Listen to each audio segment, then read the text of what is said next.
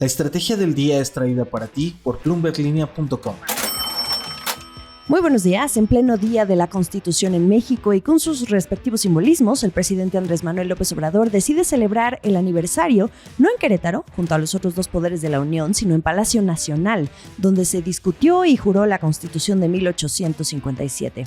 Ahora él propone alrededor de 20 cambios sobre esta misma y otras leyes en un intento por afianzar la continuidad de su sexenio. Les invito a dar clic al botón de seguir del podcast, activar la campana para que puedan recibir la alerta de un episodio nuevo cada mañana. ¿De qué estamos hablando?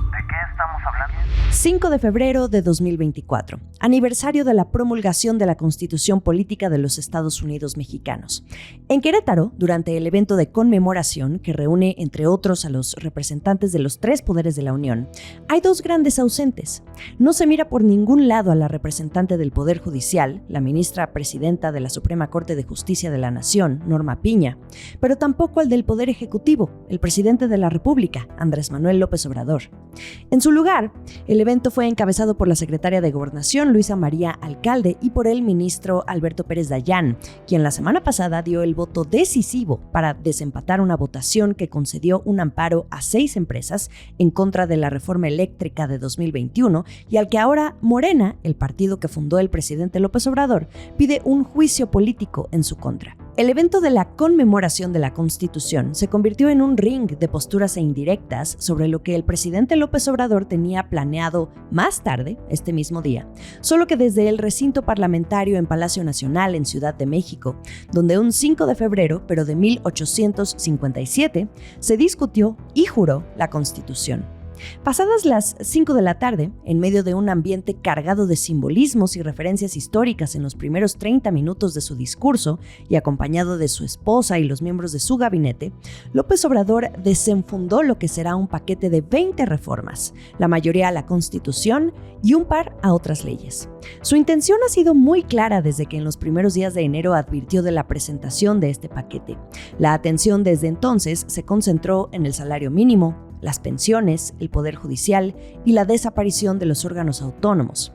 En toda esta paquetería de cambios que propone, casi todo ya lo hemos escuchado, solo que en el camino de su sexenio, el presidente López Obrador se ha topado con la falta de mayoría calificada en el Congreso o declaraciones de inconstitucionalidad por parte de la Corte para llevar a cabo esos planes.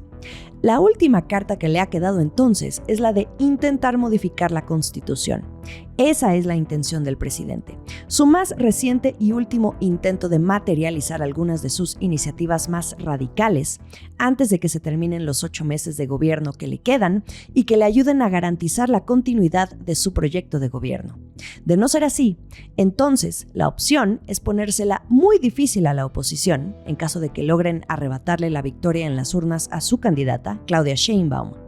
Esto es lo que dijo el presidente minutos antes de concluir su discurso y lanzar unos cuantos vivas a la Constitución, a su proyecto que denomina la Cuarta Transformación y a México.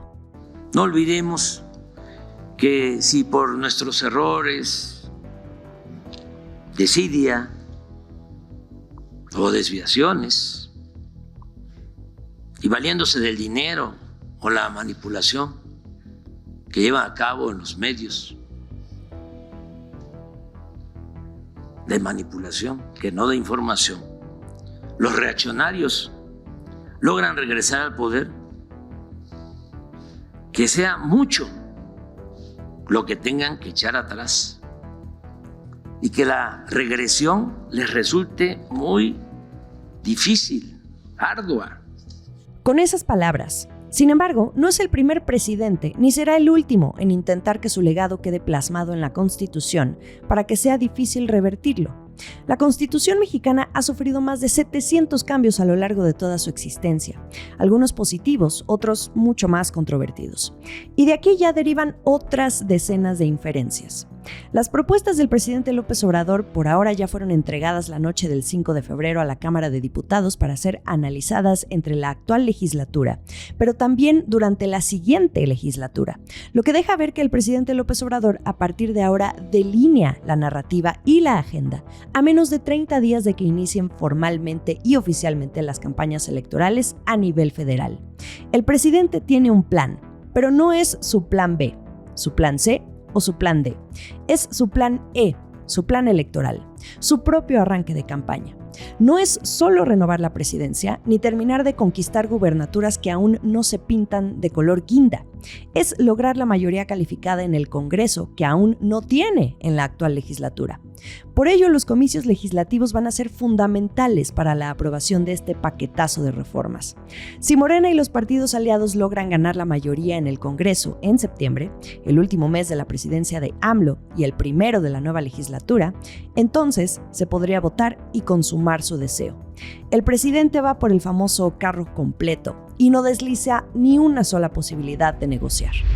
Esto es el dato del día.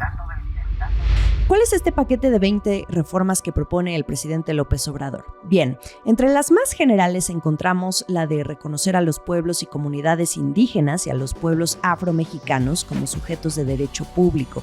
Esta fue la primera que enunció y que suele ser una bandera que destaca mucho Xóchitl Gálvez, la candidata de la oposición. También garantizar atención médica integral de manera gratuita a todos los mexicanos. Prohibir el maltrato a los animales. Uno que sirve como guiño a Estados Unidos también es la de prohibir la venta de vapeadores, pero también de drogas químicas como el fentanilo, y convertir en política de Estado la austeridad republicana. ¿Cómo le va a hacer? Ahí hay varios detalles, pero ya los iremos desglosando poco a poco. Sobre la austeridad republicana, esa de la que se guió el presidente a lo largo de todos sus sexenios, salvo los últimos 2 años, donde se incrementó el gasto público por el contexto electoral. Después, dentro de todo este grupo de reformas, la mitad son de tinte económico y con impacto al presupuesto, que requieren dinero. Tienen que ver con pensiones, elevar a rango constitucional el salario mínimo, fijar nuevos salarios mínimos y asegurar que proyectos de su gobierno, como los trenes de pasajeros y la prohibición del maíz transgénico en México, se mantengan después de concluida su administración. En este último punto, a ver cómo lo toma Estados Unidos, especialmente los estados productores de maíz que a través de sus legisladores han presionado fuerte al gobierno del presidente Joe Biden para que interceda bajo el marco del TEMEC. Sobre el salario mínimo, se busca no permitir que el aumento sea menor a la inflación anual, pero también plantea fijar un salario mínimo para maestros de educación básica de tiempo completo, policías, guardias nacionales, soldados, marinos, médicos y enfermeras, y que no podrá ser menor a lo que perciben en promedio los trabajadores inscritos al Seguro Social. Sobre los trenes de pasajeros, quiere hacer constitucional el utilizar los 18,000 kilómetros de vías férreas concesionados durante el gobierno del presidente Ernesto Zedillo y actualmente destinados únicamente al transporte de carga para que también sean de pasajeros. La otra es eliminar los organismos autónomos del Estado, como el INAI, el IFT, los reguladores energéticos, por mencionar algunos, y a los que denominó organismos onerosos y elitistas, pero que regulan las prácticas monopólicas, la transparencia, dan balance. A propósito, AMLO también propuso devolver a la Comisión Federal de Electricidad su carácter de empresa pública estratégica. Es un criterio que se modificó cuando comenzó la apertura energética en el sexenio de Enrique Peña Nieto hace ya 10 años.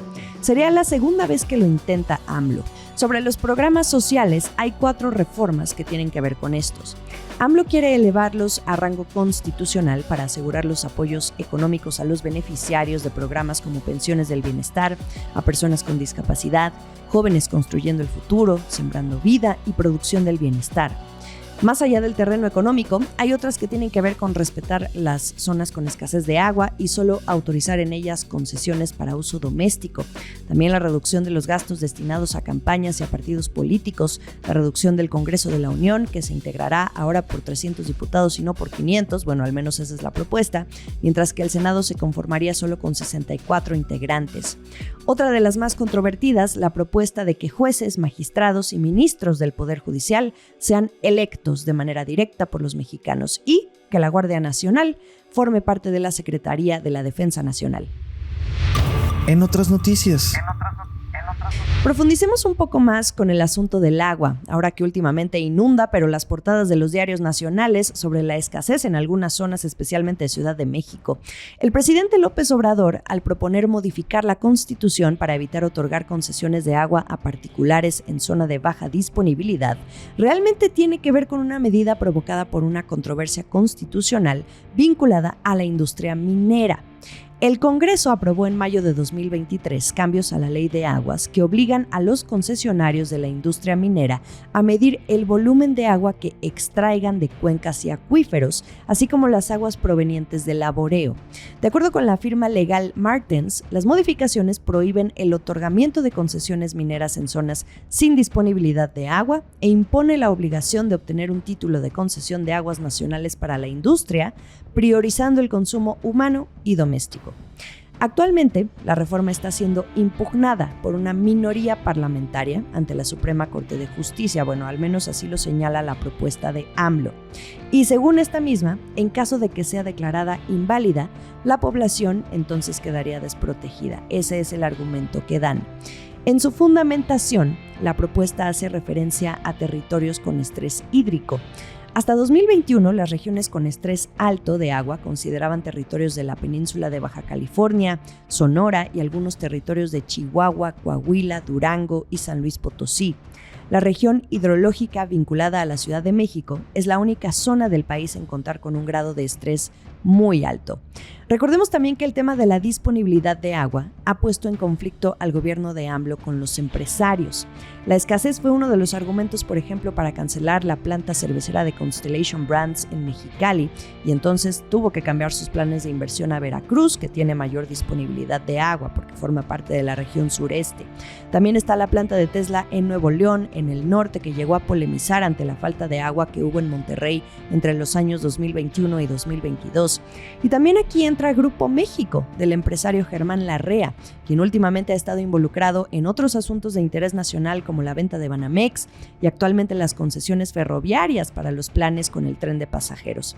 Grupo México dio a conocer hace poco que durante la segunda mitad del 2023 experimentó una reducción en agua dulce para la operación de su mina Buenavista, en Sonora, por la falta de permisos para construir una tubería que permitiría transportar agua. El último sorbo. Entre el paquete de reformas que el presidente López Obrador presentó, la que más expectativa causó en el plano económico es la de las pensiones. Van 30 días de intensa especulación sobre las implicaciones que pudiera tener sobre un sistema que, aún con varias áreas de oportunidad todavía, ha mostrado que sí va por buen camino. Bueno, ya sabemos de qué se trata. AMLO propone revertir las reformas de pensiones aprobadas durante los gobiernos de los presidentes Ernesto Zedillo, que es la de 1997, y la de Felipe Calderón, que es la de 2007, al considerar que afectan a los trabajadores del Seguro Social y del ISSSTE, ya que les impiden jubilarse con el 100% de su salario. La propuesta se dice que la reforma busca reparar ese daño y plantea que desde el 1 de mayo de 2024 se va a crear un fondo semilla del que no se sabe mucho más. Hay que leer esto con mucho cuidado. Ese fondo semilla sería de 64,619 millones de pesos y el cual supuestamente se iría incrementando gradualmente, al mismo tiempo que se utilizaría lo necesario para compensar a los trabajadores, y aquí cito textual, afectados, por lo que el mandatario llama a reformas antilaborales del periodo neoliberal que se acabarían con esta nueva reforma constitucional que se haría. Pero este es apenas el primer vistazo de la propuesta. ¿Cómo estará diseñada esa propuesta de financiamiento? ¿La arquitectura de ese fondo semilla? ¿Qué pasa entonces con las Afores? ¿Se afecta su operación? Hay que leer todo esto con cuidado. Estamos en ello. Y por último, el fracking. AMLO quiere prohibir esta técnica que se refiere a la fractura hidráulica del subsuelo. El argumento es el uso intensivo de agua en zonas donde hay escasez. También, este método es muy utilizado en Estados Unidos, no tanto en México, pero el presidente López Obrador dijo que no se realizaría más fracking durante su gobierno, aunque sabemos que Pemex durante el sexenio sí ha presentado planes para hacerlo. Aquí un primer vistazo sobre el mega paquete de reformas que presenta el presidente Andrés Manuel López Obrador en la recta final de su sexenio. El análisis da para mucho más y aquí lo estaremos abordando durante la semana y los siguientes días por venir. No olviden que estamos en ex Twitter, @laestrategiamx o como @JimenaTolama en Instagram. Más allá del micrófono me encuentran como @JimenaBusiness y en YouTube ustedes pueden mirar los episodios completos. Semana corta, pero que sea una muy productiva. Esta fue la Estrategia del Día, escrito y narrado por Jimena Tolama, producido por Arturo Luna y Daniel Hernández. Que tengas un día muy productivo.